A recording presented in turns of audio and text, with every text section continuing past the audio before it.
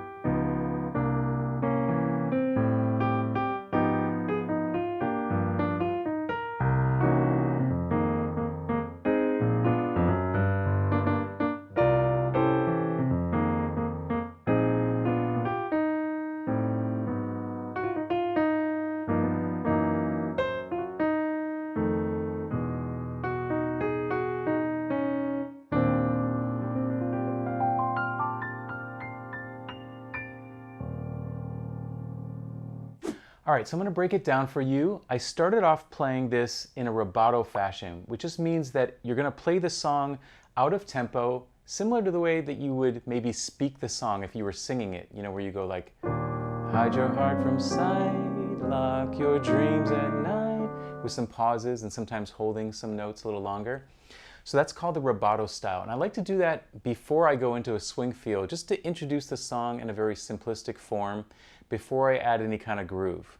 Notice also in the very first chord, because the song starts on the 1 chord, I simply put a 5-chord arpeggio to start the song. So I started with the B flat 7, with the flat 9, and a sharp 11 and the 13th, like that. And then I just arpeggiated this. It also kind of looks like an E minor 7 chord,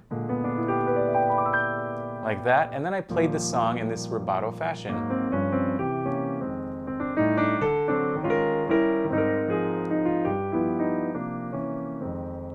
And what I love about doing it that way is that there's oftentimes more time to put in some of these different counter lines or moving inner parts, which I really love about playing this melody. And so in this bar,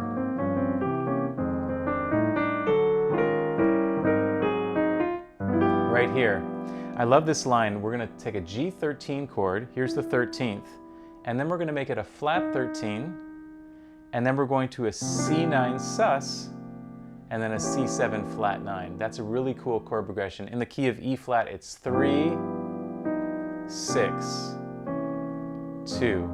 But it's a major 3, and in the key of E flat, usually the 3rd is a minor. So it's interesting how you can change the quality of the chords even, and then create these cool inner voices.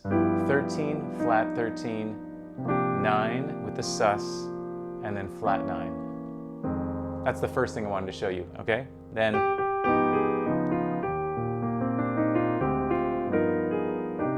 so one thing I also like to do is whenever I have a melody note that's being held, for example, don't go stars or you might stumble, it's just being held, right? And then there's this D minor 7 to G7. And so I like to put in another melody there rather than just playing the chord. So I want something like this.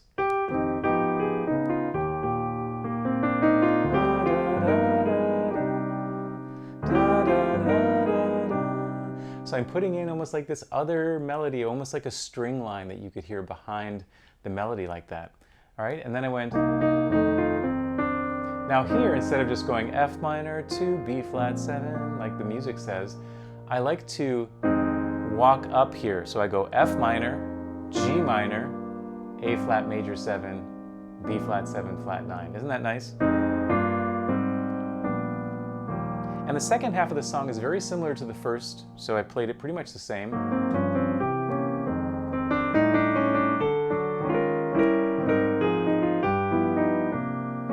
Now here, instead of going to the F minor the second time, this is really a cool technique, is substitute this 2 chord for a tritone up from E flat, which is a half diminished, like this.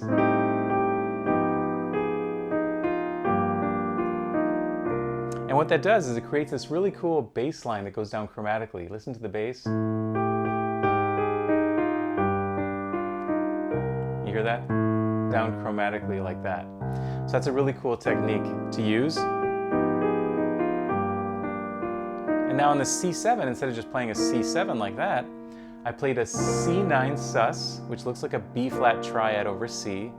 And then I did this really cool thing like this. Flat 9, sharp 11, and there's the 7th, and then I went like this. All black keys, and I just did a glissando like that. Isn't that pretty? And the reason that works is because all of these black notes are chord extensions of C7. We have the flat 9, sharp 9, sharp 11, flat 13, and flat 7. Sounds more impressive than it is, right? And then, and it happened to me. Then I started setting up this kind of swing feel. Instead of going right to the 1 chord and going 1, 6, 2, 5 like that, I created what's called a 5 pedal in my left hand. So I went, and it happened to me. I kept the B flat in my left hand, and in my right hand I played the 1, 6, 2, 5. And that sets up the groove for the second part. So now I get into the swing feel. It's kind of a medium up kind of feel. And in my left hand, I'm doing a lot of chord shells, like the root in 7, for example, sometimes root in 3. in what's called a 2 feel because I'm playing half notes. 1, 2, 3, 4, 1, 2, 3, as I'm playing single note melody in my right hand. Now occasionally I put in these little chord pops. So even though I'm playing just the root and the third in my left hand of C7, I play a chord pop of the 7th and the flat 9 in my right hand. So we have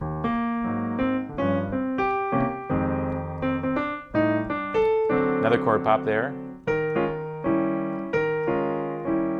There I'm using the outer voices and then the inner voices as the chord pop.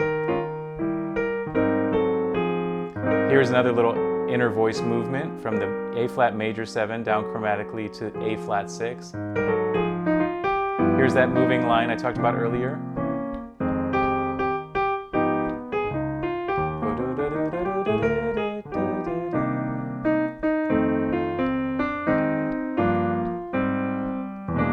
I think that's what I did before, where instead of going to the B flat, then I went down to the E7, which is the tritone of B flat. Like the beginning.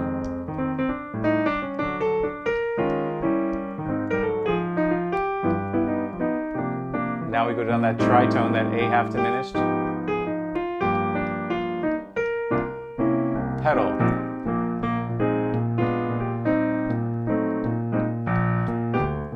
Now, when I went to the solo, I kept this kind of 2 feel left hand, and then I started soloing my right hand. That was for the first chorus, so I was doing this kind of thing.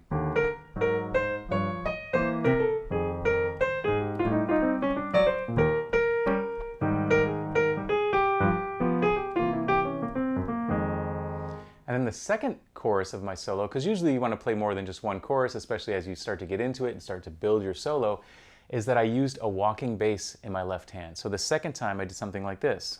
And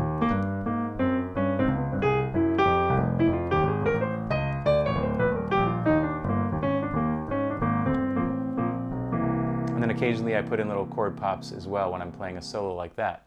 So I played through and did a walking bass line, and then I wanted to restate the melody, which oftentimes happens. After you play a couple choruses, you go back and you restate the melody. So when I went back to restate the melody, I went back to that 2 feel left hand, just like I did in the beginning.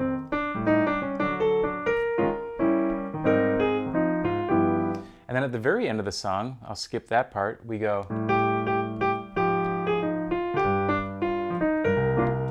Now instead of just ending the song and going, and it happened to me, I put in what's called a tag ending, which means instead of going to the 1, we're going to go to the 3, to the 6, and then to the 2, like this. And it happened, 3, which is G minor 7, and it, now to C7, happened, and then back to F minor, and it happened to, and then instead of ending on the 1 right away, because I always love to kind of delay 1 to the very end, I went up the tritone again, that A half diminished, and then walked down chromatically to an A flat minor, E flat over G, G flat 7, F7, E major 7, and then I ended on an E flat major 7 with the sharp 11 like that, and a little arpeggio. So that's how I play a song, and I wasn't thinking about it as I'm playing it because I've worked on this stuff enough where I've just kind of been able to put these pieces together. But that's the process that I use when I'm going through and playing a tune, in this case playing a swing tune of a standard. So I hope you enjoyed today's lesson on a little bit inside of my head and of how I look at songs as I'm playing them, and look for more of these videos in the future at pianowithjohnny.com. Thanks everyone, take care, bye-bye.